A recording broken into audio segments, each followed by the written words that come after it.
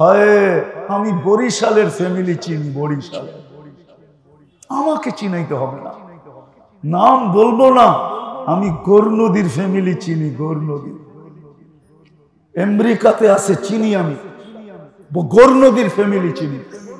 মা বাবাকে নিয়ে গেছে, মা বাবা এখন চোখের পানি আর ঝরায় আর বলে আমার জানা ছিল না বুড়া বয়সে আমাদের দুইজনকে নিজের পেটের সন্তানের ঘরে চাকর হইতে হবে, চাকর। বিশ্বাস হয় না? হয়। কেননা স্বামী স্ত্রী দুইজনই চাকরি করে, দুজন চাকরি করে। মা বাবাকে নিয়ে গেছে, গ্রিন কার্ড দিব, আমেরিকাতে থাকবে, আমেরিকান পাসপোর্ট হবে, তুমি আমেরিকান নাগরিক হবে, এত সুন্দর জান্নাতের মতো দেশ, তুমি যাবে না তো যাবে না কেন? ফুসলায় নিয়ে গেছে, কেননা বাচ্চাগুলাকে যদি চিলড্রেন কেয়ারে দেয় তো ডেলি লম্বা লম্বা মাসে মাসে ডলার গুনতে হবে। মা বাবাকে নিয়ে গ্রিন কার্ড ধরায় দিয়া ঘরটাকে হাতে দিয়া দিছে, বাচ্চাগুলা দেখা রাখবা, ঘরটাকে গোছায় রাখবা, পাকশাক করে রাখবা, কাপড়গুলা মেশিনে ধুয়া রাখবা। আমরা দুইজন কামাইতে যাইতেছি, যেদিন একটু 19-এর থেকে 20 হয়, ছেলে কিছু না বলতে পারলেও বউ চোখ এরকম বড় বড় করে, বড় বড় পিওর বরিশাল্লা ভাষায় বা আঞ্চলিক ভাষায় বলে গ্রিন কার্ড দিয়ে নিয়ে আসলাম, পাসপোর্ট দিলাম, আমেরিকায় থাকো, এরকম সুখে রাখি, তারপরে ঘরটা গুছিয়ে রাখতে পারবো না? দেখো না আমরা কাজে যাই, এটা হলো কালচার। আমরা চিনি বহুত মানুষের চোখের কান্না এখানে রেকর্ড আছে, একটু সুখে থাকার জন্য আমেরিকা গেছে, সন্তান হারায় গেছে, সন্তান হারায় গেছে, স্ত্রীকে গ্রিন কার্ডের পর লাগায় দিছে, কয়েকদিন পরে স্ত্রী উড়াল দিছে। আমরা চিনি, আমাকে চিনাইতে হবে না। এই জন্য সূর্য মেসেজ দিতে দিতে আজকে পশ্চিমাদের ভালোবাসা আমাদেরকে ডুবাইতেছে।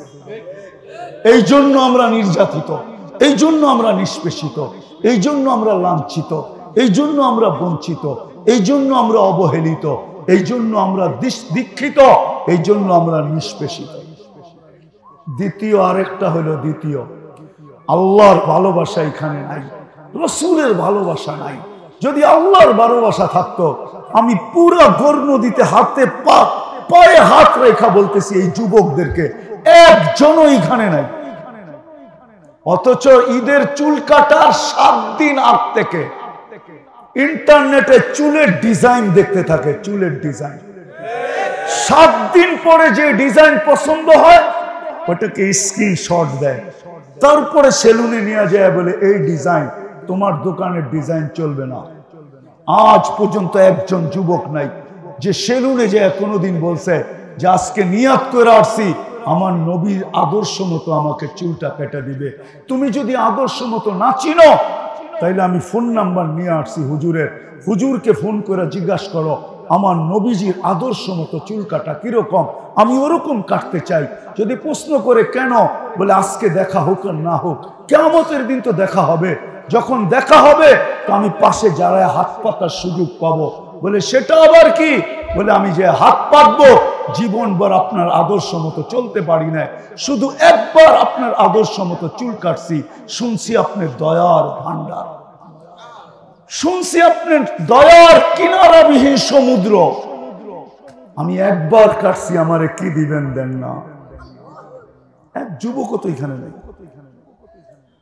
গৌরনদী কেন, সারা বাংলাদেশে এক নারী পাওয়া যাবে না যে বাসর রাতের দিনে সাজ পার্লারে যায় বলছে, বা বান্ধবীদেরকে বলছে, বা পাড়া প্রতিবেশীকে বলছে, বা নিজের ঘরের লোকদেরকে বলছে তোমরা আজকে আমাকে বাসর রাতের সাজ সাজাবে, কিন্তু আমাকে আজকে ফাতেমার মতো সাজায় দাও। যদি বলে কেন, বলে এই সাত জীবনে একবার, যেদিন কিয়ামতের দিন ফাতেমার হাতে ঝান্ডা দেওয়া হবে আর হুকুম দেওয়া হবে ফাতেমা তোর মেয়েদেরকে নিয়ে তুই জান্নাতে চল, জান্নাতের মেয়েদের ঝান্ডা ফাতেমার হাতে থাকবে, তো আমিও যে পাশে দাঁড়াবো। যদি জিজ্ঞাসা করে তুমি আসলা কি কইরা, তখন যেন বলার সুযোগ হয় কিচ্ছু তো নাই বটে, কিন্তু বাসর রাতের শ্বাসটা আপনার মতো ছিল। এক মাবন তো নাই, আজকে আল্লাহর ভালোবাসা নাই, নবীর ভালোবাসা দিলে নাই। মুসলমান আজকে নির্যাতিত শুধু এই কারণে, এক তো বিজাতির ভালোবাসায় আত্মহারা, আরেক হলো মুহাম্মদুর রাসূলুল্লাহ সাল্লাল্লাহু আলাইহি ওয়াসাল্লামের আদর্শ থেকে দূর। আমি তো ইমাম শব্দের পায়ে হাত রেখা বলবো, আসেন এই উম্মতকে ফিরায় আনেন, নাইলে কোন স্লোগান দিয়ে উম্মত ফিরবে না। আবাবিল তার জায়গায় উঠতে থাকবে। আবাবিল এই জন্য তৈরি করে নাই সে আকাশে উড়বে। আবাবিল তো তৈরি হয়েছিল, হাতিয়ালা যখনই আসবে আবাবিল এদেরকে পাউডার বানায়া দুনিয়ার হাতে উপহার দিল। মশা তো এই জন্যই বানানো হয়েছিল, নমরুদ যখনই দুনিয়াতে অস্তিত্ব নিবে তার বাহিনী সহ মশা তাদেরকে দুলিশাত করবে, এই জন্য মশার তৈরি। চিৎকারের ফেরেশতা তো এই জন্যই তৈরি হয়েছিল, যখন এই মানুষ টেকনোলজি সমৃদ্ধ হইতে হইতে হইতে নিজেকে খোদা ভাবতে থাকবে, তখন এই চিৎকারের ফেরেশতা আসবে, সমস্ত টেকনোলজি সহ মাটিতে মিশায় দেবে। কারণ আপনারা দেখেন নাই কমে চলে, আপনাদেরকে আমার নিয়ে যেতে হবে। আপনাদের দেখেন নাই ইয়ানহিতুনা মিনাল জিবালি বুয়ুতা, যারা পাহাড় খচিত করে ঘর বানাবে, ওই ঘরগুলো আমার এই দুই চোখে দেখা আছে।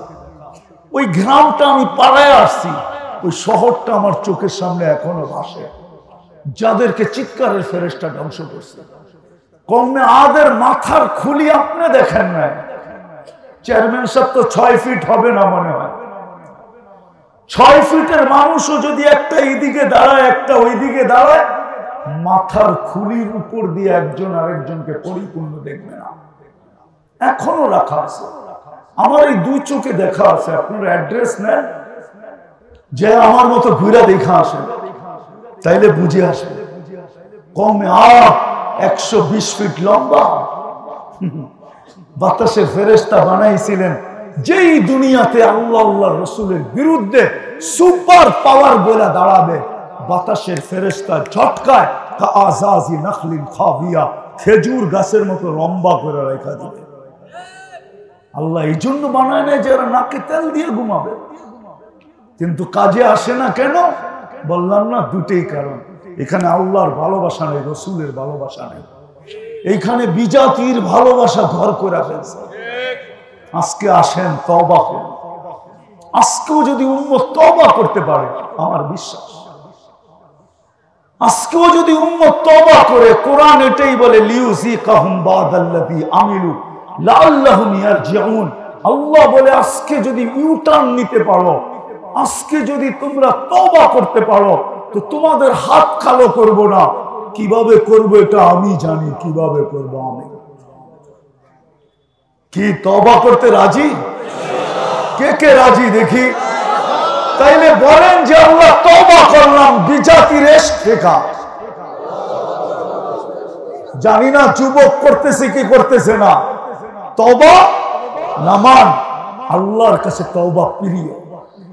এখন আল্লাহ প্রথম আকাশে, রাতের 3 ভাগের 1 ভাগ অতিবাহিত হয়ে গেছে, শুধু আমাদের দিকে তাকায়, নবীজির দিকে তাকায়। তওবা করুন, দ্বিতীয় নবীর আদর্শে আদর্শবান হন, যেই নবী আমাদের জন্য কোনোদিন চোখের পানি শুকাইতে দেন নাই। জিবরিল মিকাইল জিজ্ঞাসা করছে, আমি শেষ করে দিতেছি, শেষ জায়গায় চলে আসছে। যতদিন দুনিয়ায় ছিলেন চোখের পানি শুকায় নাই। জিবরিল মিকাইল জিজ্ঞাসা করছে, মা জালা আরাকা তাবকি, যখনই দেখি আপনি কাঁদেন কেন? বলছে, যেদিন থেকে জান্নাত জাহান্নাম দেখা আসছি, উম্মতের চিন্তা চোখের পানি শুকায়। মৃত্যু লগ্নে দুনিয়ার থেকে বিদায় নিতেছেন, চোখের পানি। জিবরিল জিজ্ঞাসা করছে, এখন কাঁদেন কেন? বলছে, ফামান লিবাদি লি উম্মতি, আমার উম্মতের জন্য, আমার পরে আমার উম্মতকে কে দেখা রাখবে? কবর থেকে যখন উঠবেন, উনি সর্বপ্রথম উঠবেন। মানব জাতির ভিতর থেকে উনার আগে কেউ উঠবে না। উঠেই জিজ্ঞাসা করবে, জিবরিল আইনা উম্মতি, আমার উম্মত কোথায়? আরেকটা বললে আপনারা রাগ হয়ে যান কিনা জানি না, আমাদের সমাজ জাতি আমরা দেখতেছি ইউনিয়ন পরিষদের একটা চেয়ার পাওয়ার জন্য মরতে রাজি, মারতে রাজি। কিন্তু কাল কিয়ামতে আমাদের নবীজিকে আল্লাহ মাকামে মাহমুদ দিবেন। মাকামে মাহমুদ, মাকামে মাহমুদ সম্বন্ধে আপনাদের ধারণা নাই যে এটা কেমন চেয়ার। আল্লাহ দুটা চেয়ার বানাইছেন, একটা নিজের জন্য, একটা বন্ধুর জন্য। আল্লাহটাকে বলে কুরসি, বন্ধুরটাকে বলে মাকামে মাহমুদ। ফাতাহাজ্জাত বিহি নাফিলাতান লাক আসা আইয়াবাসাকা রাব্বুকা মাকামান মাহমুদা। ওই চেয়ার আল্লাহর পাশে লাগানো হবে, আল্লাহ নবীজিকে উঠায় নিয়ে যাওয়া হবে, কিন্তু বসবেন না, শুধু হাত রেখা দাঁড়ায়। বলবে বন্ধু বসেন না কেন? আপনার জন্যই তো। বলবে বসবো না। বলছে কেন? বলছে উম্মতকে প্রতিশ্রুতি দিয়ে আসছি, মাউইদুকুমুল হাউজ, হাউজে কাউসারের প্রতিশ্রুতি দিয়ে আসছি, নিজের হাতে পানি পান করাবো। চেয়ারে বসা গেলে উম্মতকে পানি পান করাবে কে? আমি বসবো না। উম্মত উঠতে দেরি, ছুটে যেতে দেরি করবেন না। তারপরে বলছে তারপর বসে, বলছে তারপরও বসবো না। কেন? বলছে মিজানের কাছে ছুটে যাব। আপনি প্রতিশ্রুতি দিছেন আমাকে, সালতু তা শাফি তু শাফা লা ইউখজিকা ফি উম্মতিক, লা ইউখজিকা ফি উম্মতিক সাউফা ইউতিকা রাব্বুকা ফাতারদা। মিজানের ওইখানে যে মনিটরিং করব, পাল্লা দেখতে থাকবো, যদি সামনে না ঝুঁকে তো ওইখান থেকে সুয়ালের হাত উঠায় দিব, চাওয়ার হাত উঠায় দিব। ওইখানে বসে সুপারিশ করতে শুরু করব, ওইখানে বসে চিৎকার দিতে থাকবো। আপনি না আমাকে রাজি করবেন, পাল্লা ঝুঁকে না, আমি রাজি হব না। আপনি না প্রতিশ্রুতি দিছেন যে আমাকে লজ্জিত করবেন না, পাল্লা তো সামনে ঢুকে না, আমি লজ্জিত হয়ে যাব, আমি মিজানের কাছে ছুটবো। বলছে তারপর, বলছে তারপর আমি পুলসিরাতের পারে দৌড়াবো। উম্মত যদি পার না হইতে পারে, জীবনে একবারও যদি আমার উপরে দুরূদ পড়া থাকে, তো দুরূদটা মাথায় দিয়া পার করায় দিবে, বসবো না। আজকে উম্মত নবীর আদর্শ থেকে দূরে, নবীর কালচার থেকে দূরে, নবীর স্টাইল থেকে দূরে, নবীর সংস্কৃতি থেকে দূরে। আল্লাহ বলে বন্ধুর বিরোধিতা, রব্বে কাবার কসম, আল্লাহ নিজের বিরোধিতা সইতে পারে, কিন্তু বন্ধুর বিরোধিতা সইতে পারে না। নিজেরটা সয়া যায়, কিন্তু সময় হাতে আমার নাই, আমি দেরিতে পড়ছি তো, সেই জন্যই রাত্র বাজতে চলছে পড়ায় 10টা 50, এই জন্য লম্বা করতে চাইতেছি না। আমরা বন্ধুরা বন্ধুকে চিনি না, মুহাম্মদুর রাসূলুল্লাহ আমরা চিনি না। আল্লাহ নিজেরটা সইতে পারে, বন্ধুরটা সইতে পারে না। নিজেরটা সইতে পারে, তাইলে আল্লাহ এই কথা কোনোদিন বলতো না কোরআনে, আস্তাগফিরুল্লাহ ওয়াস্তাগফার লাহুর রাসূল লাওয়াজাদুল্লাহ তাওয়াবার রহিম। আল্লাহ বলে বন্ধু আমার কাছে মাপ চাইলে কি হবে? আমি ওর দিকে তাকাই না, আমি তো আপনার দিকে তাকাই। আপনি পক্ষে হইতে দেরি, আমি গুনাহ মাফ করতে দেরি করি না। কত গুনাহ করলো, কতগুলা করলো, কত বড় করলো, আমার দেখার বিষয় এটা না, আমি দেখি আপনি পক্ষে কিনা। আজকে নবীর আদর্শ ছাড়ার কারণে মুসলমানদের আজকে এই দুরবস্থা। আজকে তওবা করে ফিরা দেখেন। আজকে এই জন্য চলেন অঙ্গীকার করি যে আজকের থেকে নবীর আদর্শ শিখব, এর উপরে চলবো। আল্লাহ কবুল করুক। বাংলাদেশের মতো ক্ষেত্র দুনিয়ার কোথাও নাই, বাংলাদেশের মতো ক্ষেত্র পরিবেশ দুনিয়ার কোথাও নাই।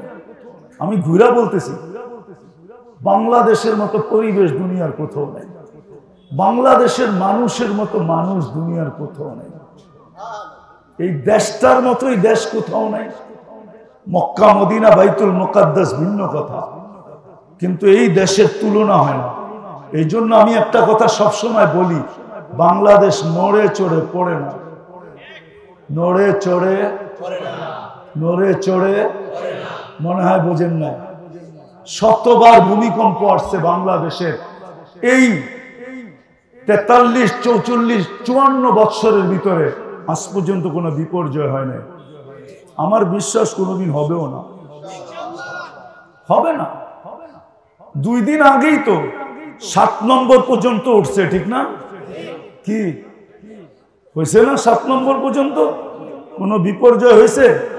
নাম তো বরিশালেরও ছিল, ঠিক না?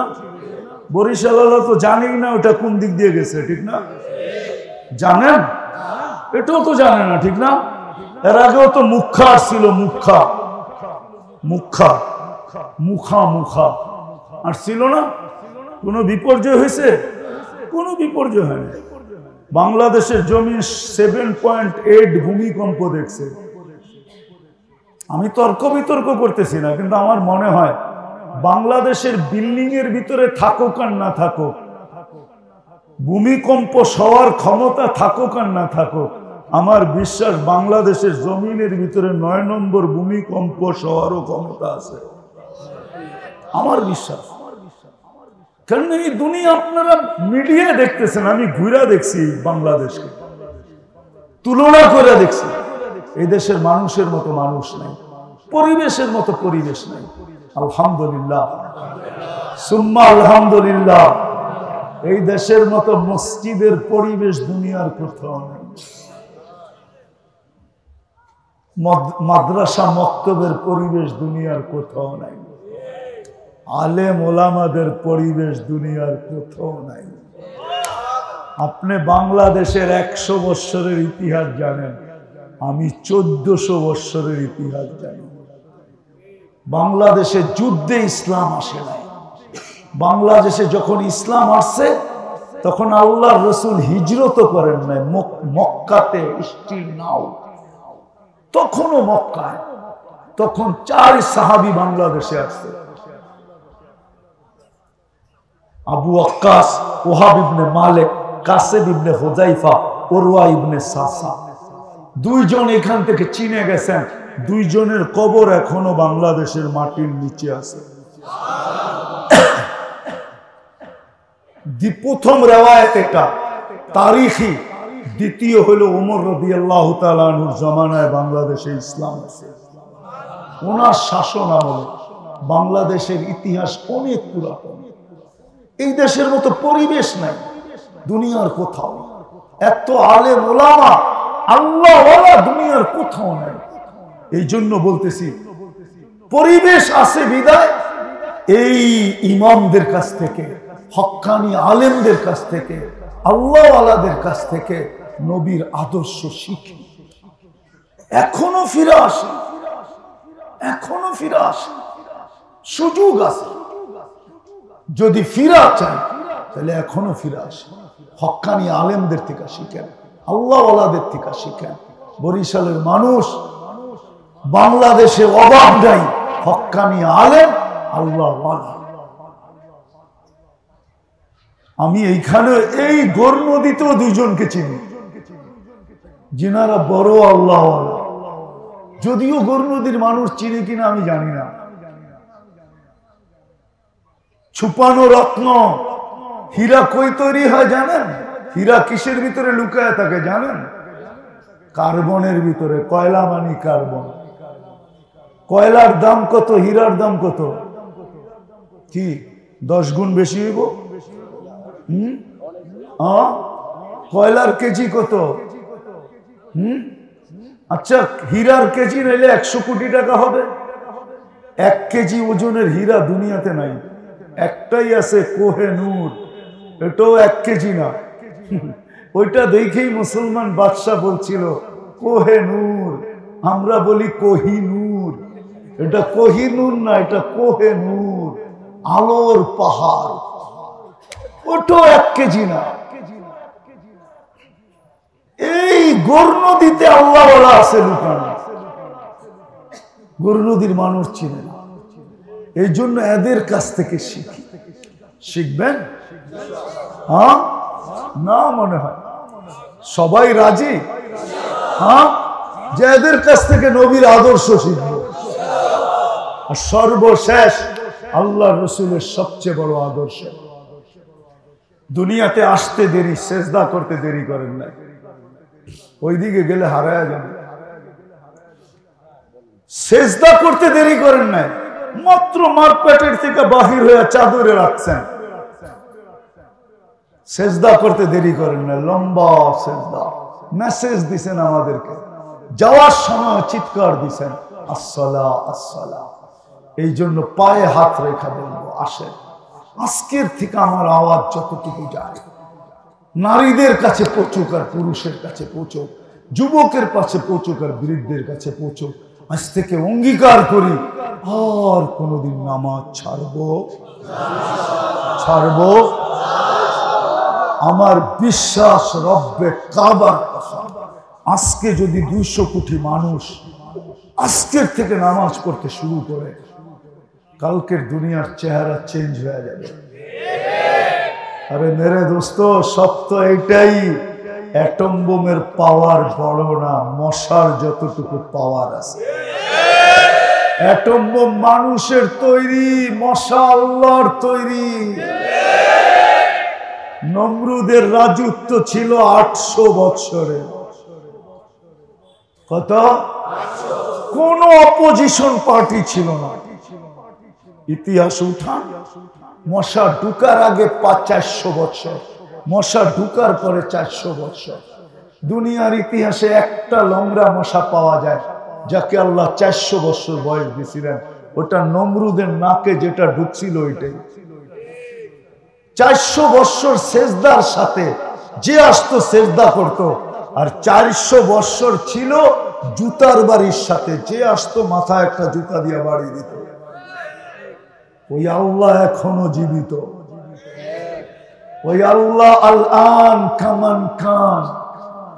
শুধু আমরা না ফিরার কারণে আজকে আমাদের এই দুর্দশা। এই জন্য মেরে দোস্ত, আজকের থেকে নামাজ ছাড়বো। আর প্রেক্ষাপট হিসাবে একটা কথা বলি, আসেন, আপনার মতো আমারও দিলে রক্তক্ষরণ হয়, প্রতিবাদে আমরাও ফাটা পড়তেছি। সত্য কথাই মেমর সাহেব বলছেন, আমাদের সরকার প্রধানরাও, আমাদের প্রধানমন্ত্রীও প্রতিবাদ করতেছেন, করবেন। এটাই ওনার কথা যে আমি ইসরায়েলের পক্ষে, বাংলাদেশ ছিল, আছে এবং থাকবে। সত্য এটাই, কিন্তু শুধু প্রতিবাদই যথেষ্ট না। আজকের থেকে আমরা অঙ্গীকার করি, প্রতিদিন 2 রাকাত সালাতুল হাজত পড়া আমরা আল্লাহর কাছে বলব।